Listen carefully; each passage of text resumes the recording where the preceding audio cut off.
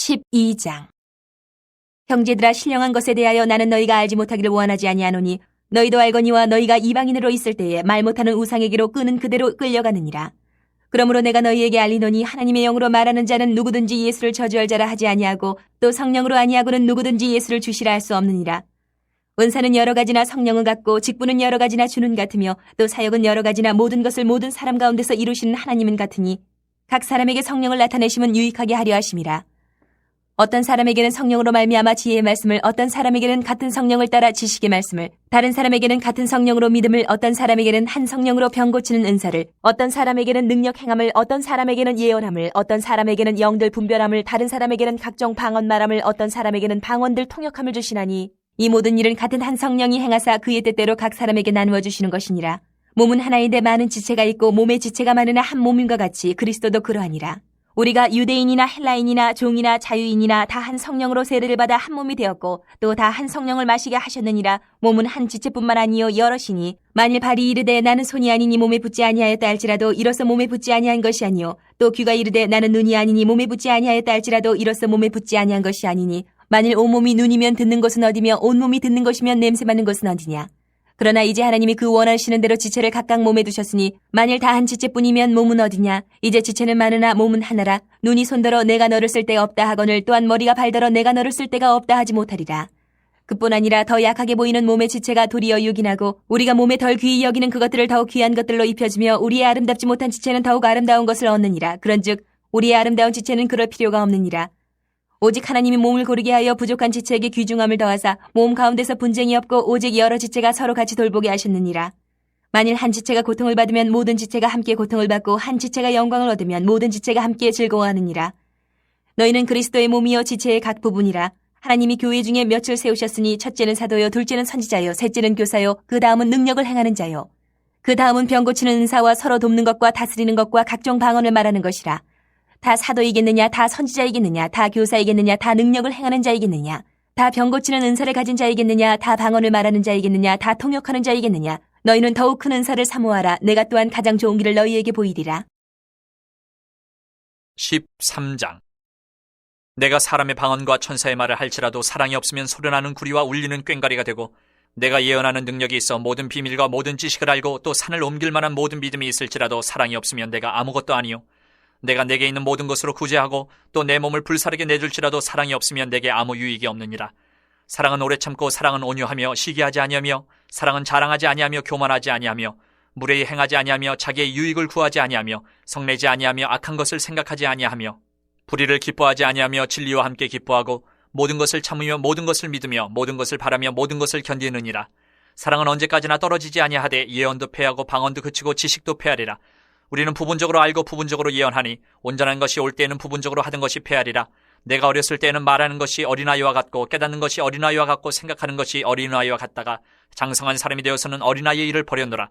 우리가 지금은 거울로 보는 것 같이 희미하나 그때는 얼굴과 얼굴을 대하여 볼 것이요 지금은 내가 부분적으로 아나 그때는 주께서 나를 아신 것 같이 내가 온전히 알리라. 그런즉 믿음, 소망, 사랑 이 세 가지는 항상 있을 것인데 그 중에 제일은 사랑이라. 14장. 사랑을 추구하며 신령한 것들을 사모하되 특별히 예언을 하려고 하라. 방언을 말하는 자는 사람에게 하지 아니하고 하나님께 하나니 이는 알아듣는 자가 없고 영으로 비밀을 말함이라.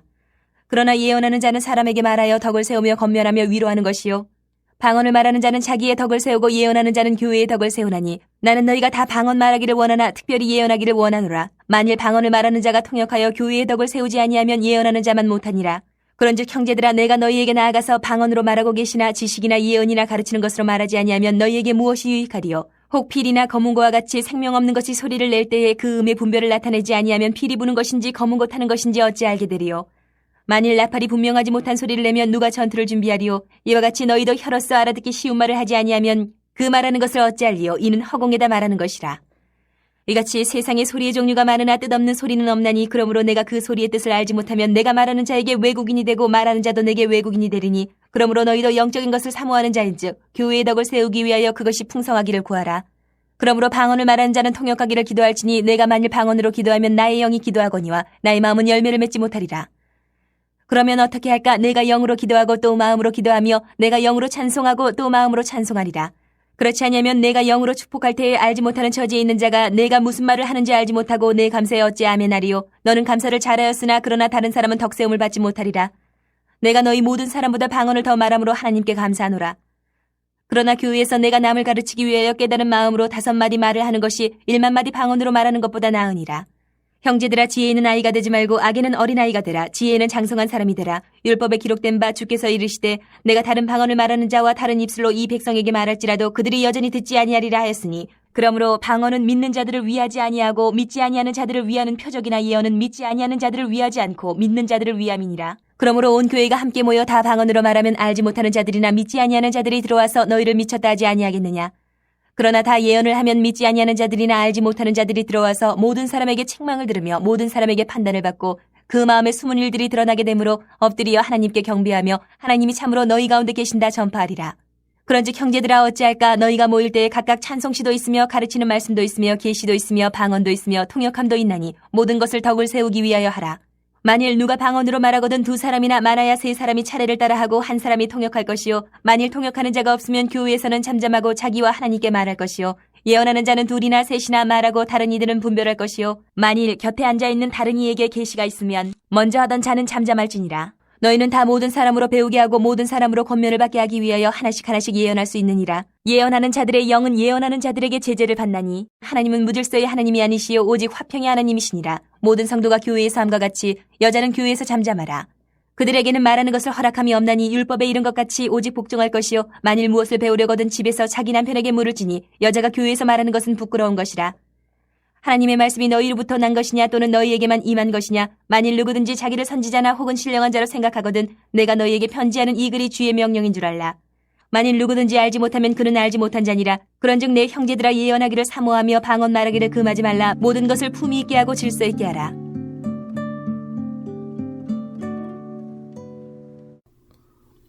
고린도전서 12장에서 14장까지는 신령한 것, 즉 성령의 은사에 관한 문제를 다루고 있습니다. 이미 1장에서 바울이 너희가 모든 은사에 부족함이 없이 라는 말을 한 것처럼 고린도 교회는 성령의 은사가 풍성하게 주어졌습니다. 특히 은사 중에 방언의 은사와 관련하여 일어난 문제들에 대해 바울은 성령의 은사가 무엇을 의미하는지, 주시는 목적이 무엇이며 어떻게 사용해야 할지 자세히 가르치고 있습니다. 그 이유는 비교를 통해 자신들이 가진 특정 은사만이 최고라고 여기는 자랑과 교만의 문제가 있었기 때문입니다. 12장에서 바울은 고린도 교인들이 신령한 것에 대하여 알지 못하기를 원치 않는다고 말합니다.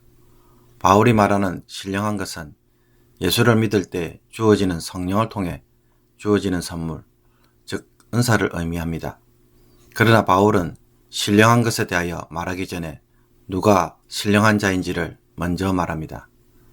특정 은사를 가진 자만이 신령한 자가 아니라 예수를 주로 믿는 모든 신자가 신령한 자라는 것입니다.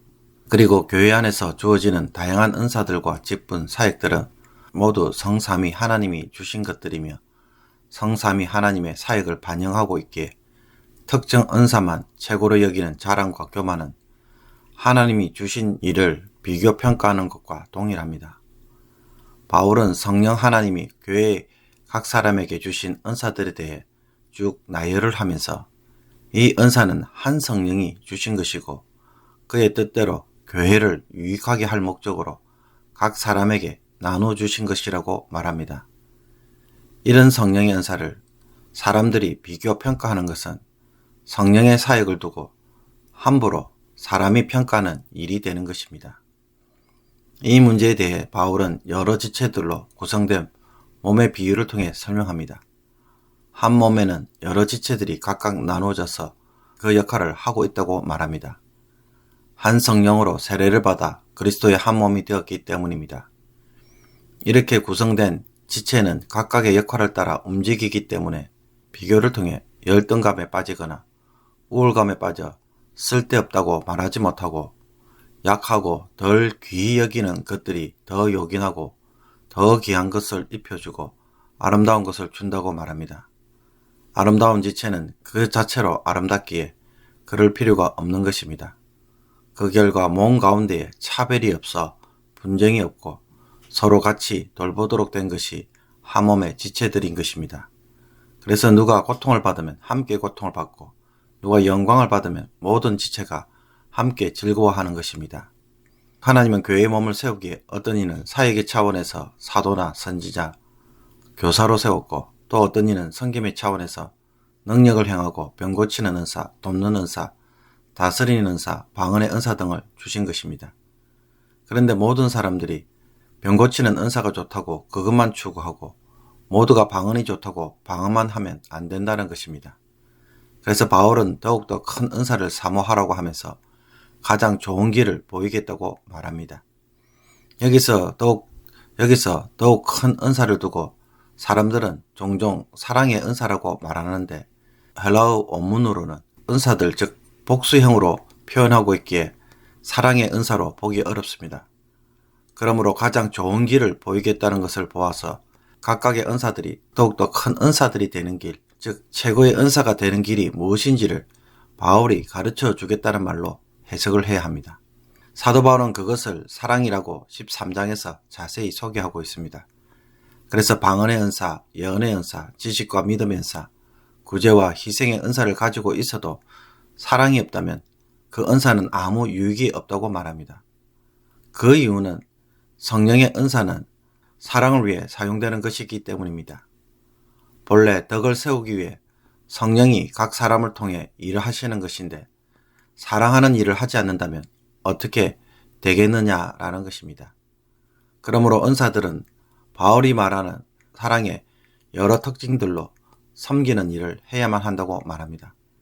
그리고 예언이나 방언, 지식은 지금 이 시대에만 존재하고 종말이 오면 사라질 것이며 심지어 믿음과 소망, 사랑은 지금 여기에 있지만 오직 영원히 남는 것은 사랑뿐이라고 말합니다. 예언이나 방언 같은 은사들 대단하게 자랑할 것이 아니라 은사로 성도를 사랑하는 것이 영원한 것이 될 수 있는 것입니다. 14장에서는 성령의 은사 중 방언과 관련하여 보다 중점적으로 다루고 있습니다. 그 이유는 아마도 방언이 마치 이방 제사에서 신탁을 받을 때 중얼거리는 신비한 소리로 간주하고 다른 은사들보다 더 대단하게 여긴 것으로 보입니다. 여기에 대해 바울이 정작 권하는 것은 사랑을 따라 신령한 것을 추구하되 특별히 예언을 하려고 하라고 권합니다. 방언은 하나님에게 영으로 비밀을 말하는 소통의 방식인데 비해 예언은 사람들에게 말하며 덕을 세우고 권면하며 위로를 줄 수 있기 때문입니다. 그래서 방언은 자기 덕을 세우는 반면에 예언은 교회의 덕을 세우는 것입니다. 그렇다고 해서 바울은 방언을 무시하지 않습니다. 그는 다 방언 말하기를 원하지만 특별히 예언하기를 원한다고 말하는 것입니다. 교회가 방언보다는 예언의 은사를 추구하는 이유는 방언으로 말하면 사람들이 못 알아듣기 때문입니다. 이것은 말하는 자도 못 알아듣고 듣는 자도 못 알아듣습니다. 서로가 외국인이 되는 결과를 가져오는 것입니다.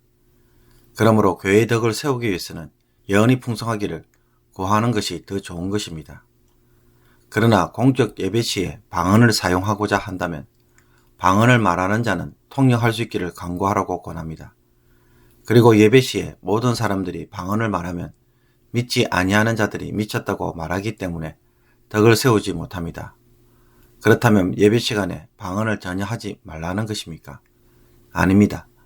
바울은 모일 때 찬송시도 있고 계시도 있고 방언도 있어 방언할 때는 통역을 세울 것을 권합니다. 그리고 누가 방언을 말하면 두세 사람이 차례를 따라 말하고 한 사람은 통역을 해야만 합니다. 만약 통역자가 없는 경우 교회에서 잠잠하고 개인적으로 하나님에게만 말할 것을 요구합니다. 그리고 예언하는 자의 경우도 둘이나 셋이 말하고 다른 이들은 분별하고 다른 사람들도 계시가 있으면 말할 수 있도록 혼자 독점을 하지 못하게 합니다. 그러므로 공적 예배에서 성령의 은사를 행할 때 바울은 무질서하게 하지 말고 화평한 가운데서 진행시킬 것을 권합니다. 또한 아무리 은사가 좋은 것이고 하나님이 계시로 말씀하신다고 해도 공적 예배에서는 질서 없이 자기 혼자 나서서 함부로 말하지 말고 독점하지 말도록 권합니다. 결론적으로 자신의 명령이 주의 명령인 것을 알리고 예언하기를 사모하며 방언하기를 금하지 말라라고 말합니다. 그리고 모든 것을 품위 있게 하고 질서 있게 할 것을 권면합니다.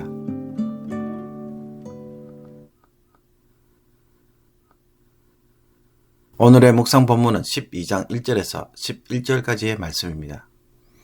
고린도전서 1장에서 고린도 교회를 향한 바울의 감사에서도 언급된 것처럼 고린도 교회는 모든 은사에 부족함이 없어서 바울이 감사했던 교회입니다. 그런데 문제는 이 성령의 은사가 너무 풍성하여서 이것 때문에 교회 안에서 갈등과 분열이 일어났습니다. 참으로 말도 안 되는 어처구니 없는 일이 일어난 것입니다. 은혜가 재앙이 되었습니다. 그렇다면 하나님은 어떻게 하셔야 하겠습니까? 더 이상 고린도 교회에 성령의 은사를 주지 말아야 할까요? 은혜를 셧다운 시키는 것이 가장 지혜로운 방법일까요? 학자들은 고린도 교회가 여러 가정교회들이 모여서 이루어진 교회로 봅니다. 이런 가정교회들이 신앙생활을 하면서 고린도 교회를 거쳐간 여러 지도자들을 두고 자신들의 가정교회는 누구의 가르침을 더 좋아하고 존경하는가, 또 누구로부터 직접 세례를 받았는가에 대한 자랑으로 이어졌습니다. 그리고 이런 자랑들은 결국 어떤 지도자가 더 대단하고 누가 별 볼 일 없는지에 대한 평가로 이어졌습니다. 사도 바울이 고린도 교회를 세웠음에도 불구하고 어떤 이들은 사도 바울의 말이 어눌하다 보니 아마도 아볼로와 비교가 되었고 화려하게 말을 잘하는 아볼로가 더 매력적이고 더 존경하는 인물이 되는 것은 지극히 자연스러운 일이었을 것입니다. 또 어떤 가정교회는 이런 성령의 은사를 행하고 있고 또 다른 가정교회는 다른 성령의 은사를 가지고 있었습니다. 그 결과 무슨 일이 일어났겠습니까? 내가 가진 성령의 은사는 당신이 가진 은사보다 훨씬 더 좋은 것이다. 그래서 나는 당신보다 영적으로 훨씬 더 대단하고 신령한 자라고 자랑하기 시작합니다. 특히 방언의 은사를 소유한 것은 마치 이방 신전에서 신접한 자가 신탁을 받을 때 신과 대화하는 것처럼 이상한 소리를 내는 것처럼 보였기에 이와 같은 방언의 은사를 가진 자는 다른 은사를 가진 자들을 멸시하는 일을 했습니다. 이것을 보면 교회는 하나님으로부터 은혜를 풍성히 받아도 무슨 일을 경험할 수 있음을 보여줍니까? 하나님으로부터 은혜를 받아도 교회가 얼마든지 갈등하고 분열할 수 있음을 보여줍니다. 그 이유는 사람의 마음에 있는 인간적 자랑과 교만이 하나님의 은혜도 얼마든지 변질시킬 수 있기 때문입니다. 주의 일을 하면서도 주의 일이 아닌 나의 일로 바라보는 순간 성령의 사역조차도 인간의 일로 왜곡됩니다. 성령의 역사가 드러나는 현장에서도 자랑과 교만이 개입되면 그 일은 한순간에 은혜가 아닌 재앙이 됩니다. 교회에서 서로 일을 하겠다고 하는 것이 문제가 되는 이유가 무엇입니까? 교회가 재정이 많은데 그 일을 하다가 갈등하는 이유가 무엇이겠습니까? 구제를 하기 위해 모였는데 서로 말다툼이 일어나는 이유가 무엇입니까? 전부 나의 일로 바라보고 다루다 보니 하나님의 일은 물 건너 가버리는 것입니다. 그 일이 이루어져야 하는데 내 방식대로 내 계획대로 이루어지지 않으면 분노하는 우리들의 모습에서 고린도 교회가 보이는 것입니다. 고린도 교회가 정작 신령한 것으로 인해 싸우고 갈등하자 그러면 여기에 대해서 바울이 제시하는 답변은 무엇입니까? 신령한 것이 너무 문제가 되니까 이제부터는 여기에 대해서는 신경을 끊으라고 말합니까? 아닙니다. 도리어 신령한 것에 대해 더 잘 알기를 원한다고 말합니다. 왜 그렇습니까? 신령한 것이 문제가 아니기 때문입니다. 주의 일이 문제가 아니라 그 계획이 문제가 있는 것이 아니라 그 봉사가 문제가 있는 것이 아니기 때문입니다. 저는 바울의 이 말씀이 정말 교회에서 섬기는 모든 자들이 주의 깊게 주목하고 깊이 묵상해야 할 말씀이라고 생각합니다. 사실 수많은 사람들이 여기에서 넘어집니다. 그 일이 문제가 되면 사람들이 손쉽게 처리하는 방식은 그 일을 중단하거나 그 일에서 빠지는 것입니다. 그 일을 하지 않으면 문제가 해결될 것으로 간주합니다. 과연 그렇습니까? 신령한 것에 대하여 관심을 끊으면 다 해결되는 것입니까? 우리나라 속담에 꿩은 머리만 풀에 감춘다는 말이 있습니다. 꿩이 사냥꾼에게 쫓기면 몸 전체는 안 숨기고 머리만 감추면 사냥꾼이 자기를 못 본다는 것입니다. 안 하면 된다는 것은 이와 같은 것입니다. 바울은 그런 방식으로 말하지 않습니다. 그것보다는 누가 진정한 신령한 자인지 다시금 친절하게 설명해 줍니다. 바울은 신령한 자는 성령을 소유한 자로서 그 사람은 그리스도를 주로 고백하는 자라고 말합니다.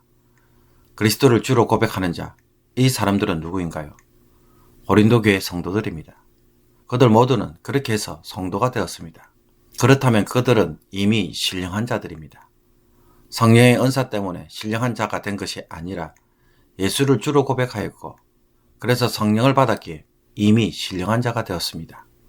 그러므로 성령의 은사를 가지고 당신은 신령한 자이다 아니다 라고 논정하는 것은 실로 어리석은 일이라는 것입니다. 주의 일을 하면서 신앙을 평가하고 그 평가를 통해 내가 영적 우울감에 빠져서 누군가를 계속 정죄하고 있다면 그 사람이 신앙이 없어서 그 사람이 영적으로 열등하여서 그 문제를 그렇게 처리하는 것이라고 우리가 판단하고 있다면 우리는 고린도 교회 성도들의 잘못을 따라가고 있을 수 있는 것입니다. 바울은 계속해서 고린도 교회 성도들에게 하나님이 똑같은 은사를 모두에게 다 나누어 주시지 않은 이유를 설명합니다. 그것은 하나님이 성삼위로 행하시는 것처럼 교회 안에서도 은사와 직분과 사역들이 있다는 것입니다. 은사가 다르고 직분이 다르고 사역이 다른 것은 성령과 주와 하나님부터 나온 것들인 것입니다. 삼위 하나님의 사역을 반영하는 것이기 때문에 이것을 무시해서는 안 되는 것입니다. 그리고 은사의 경우 같은 성령에서 나온 것이라고 말합니다. 한 성령 안에서 나온 것이라는 것은 이 모든 것이 한 성령의 사역들이라는 것입니다. 성령이 각 사람을 통해서 일하시는 모습입니다. 그러므로 여기에 서열이 있고 차별이 있고 열등과 우등이 있는 것이 아닌 것입니다. 전부 한 성령의 동일한 사역들입니다. 이런 성령의 일하심과 나타나심을 알면서도 그 사람을 통해 하시는 일을 내가 가로막고 서 있거나 혹은 대적을 하면 어떻게 될까요? 그 일에 대해서 함부로 평가하고 무시하는 일이 바로 그와 같은 것입니다. 바울이 소아시아 지역에서 선교를 하려고 할 때 성령께서 막으셨습니다. 선교를 하는 일이라고 한다면 당연히 격려해 주어야 하고 칭찬하고 도와주어야 하는데 성령께서 막으셨습니다. 어떻게 해야 할까요? 성령께서 하시고자 하는 일을 하는 것이 우리가 해야 할 일이고 순종이기에 멈추어야 할 것입니다. 교회 안에서 성령이 운행하시면서 어떻게 하시는지 나와 이해관계에서만 바라볼 것이 아닌 것입니다. 잠시 멀리 떨어져서 성령을 먼저 주목하기를 원합니다. 내가 하는 이 일이 제일 중요한 것이 아닙니다. 저 사람의 생각이 하찮은 것이라고 단정하는 것도 멈추고 성령께서 어떤 일을 하시는지 보여달라고 기도하는 것이 우리가 이때 해야 할 일인 것입니다. 내 마음을 멈추고 그 사람을 보지 말고 성령 하나님을 다시금 깊이 들여다보고 그분의 인도하심에 귀를 기울여 보십시오. 그때 우리는 정말 신령한 자로 살아가는 성도가 될 수가 있습니다. 말씀을 맺습니다.